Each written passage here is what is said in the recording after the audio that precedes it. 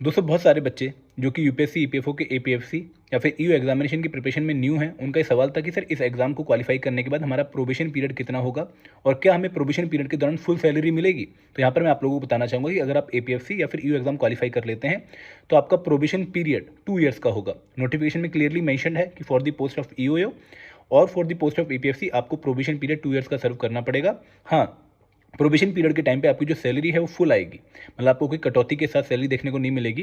तो soon after joining on the post of APFC या फिर ईओ आपको वही सैलरी मिलेगी जो कि एक ऑफिसर को मिलती है।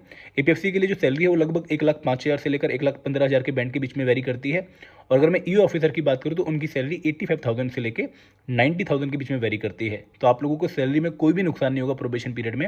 और दोस्तों प्रोबेशन पीरियड जब आपका कंप्लीट होगा तो आपको एग्जाम देना पड़ेगा और उस एग्जाम को देने के बाद आप फाइनली एपीएफसी और ईओ पोस्ट पे काम करना शुरू करेंगे। तो ये प्रोबेशन पीरियड आपके लिए एक राहत वाली बात तो है कि भाई काम कम होगा, लेकिन उसके बाद एक एग्जाम भी क्वालिफाई करना पड़ेगा। तो इस प्रोबेशन पीरियड के दौरान जो भी आपकी ट्रेनिंग होती है ऑन द जॉब या फिर ऑफ द जॉब, आप उसको अच्छे से कैरी फॉरवर्ड करिएगा।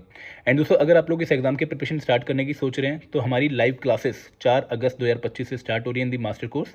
अगर आप लोग को इनके बारे में और इन्फॉर्मेशन लेनी है तो आप हमारी एडुटेप वेबसाइट पर जाके इनके बारे में डिटेल चेक कर सकते हैं। Thank you very much.